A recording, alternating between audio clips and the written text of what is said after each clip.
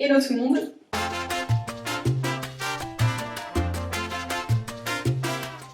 Bon, on sait que pour beaucoup d'entre vous, les soft skills, c'est un concept qui peut être un peu abstrait, qui veut tout et rien dire, donc on va essayer de faire ça clair, net et concis. Quand vous aurez fini de regarder cette vidéo, on vous conseille vivement d'aller jeter un petit coup d'œil à la partie vieille documentaire qu'on a réalisée.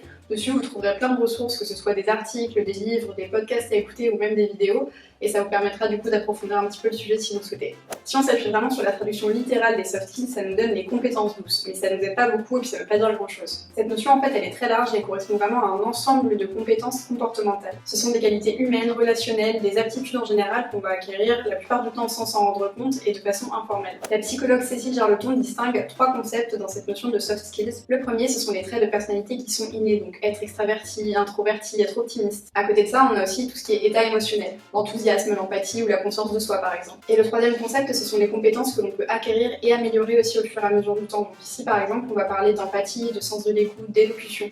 Maintenant qu'on a rapidement vu ce que c'était les soft skills, on va parler aussi rapidement d'une notion dont vous avez peut-être déjà entendu parler, les hard skills. On va pas trop s'attarder dessus, mais pour que vous puissiez bien les différencier, ici il s'agit de compétences techniques, les compétences métiers. Donc en gros, c'est les compétences qui vont permettre à un travail d'être fait et donc qui touchent à la réalisation de la tâche en elle-même. Quand on parle de ces compétences techniques, ce qui est important de préciser, c'est que la plupart du temps, elles sont issues vraiment d'un apprentissage en cursus scolaire, en milieu professionnel, tandis que les soft skills se développent vraiment tout au long de notre vie, au fur et à mesure des expériences, et c'est aussi quelque chose qui est propre à chacun. Il y a une comparaison qu'on entend assez souvent, c'est que les hard skills sont en quelque sorte le savoir-faire, alors que les soft skills, eux, s'apparentent plutôt au savoir-être. Mais attention, c'est pas seulement ça.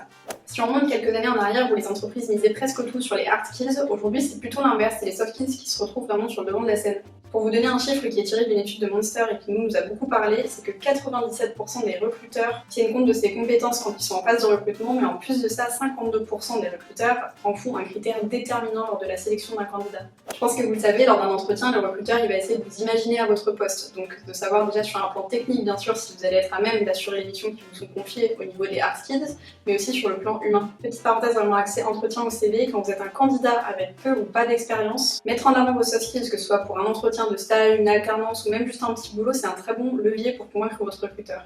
Parce que oui, du coup, si vous ne disposez pas des hard skills en question et des compétences forcément qui sont demandées sur un plan technique, c'est vraiment votre personnalité et votre volonté, votre capacité à apprendre qui peut faire la différence. Pour vous donner un exemple super simple, si vous êtes en entretien et que vous portez vraiment une attention particulière à la parole du recruteur, ça démontre que vous avez une certaine capacité d'écoute.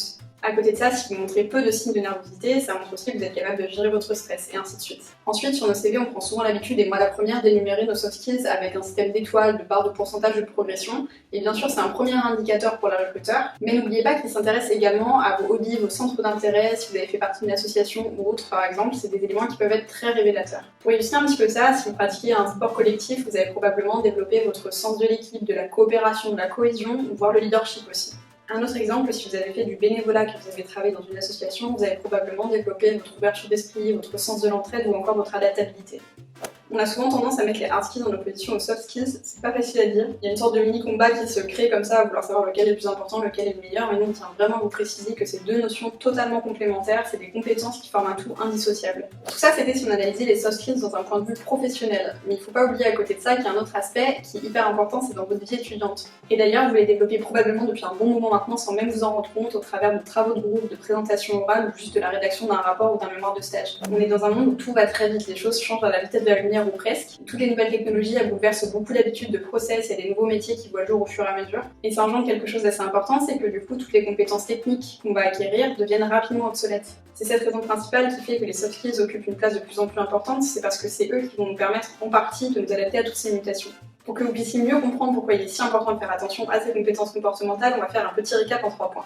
Numéro 1, ce sont des compétences qui ne sont pas cloisonnées à un métier, un domaine ou un secteur d'activité comme peuvent l'être les hard skills. Et c'est vraiment top, pourquoi? Parce que du coup vous allez pouvoir les solliciter dans n'importe quelle situation.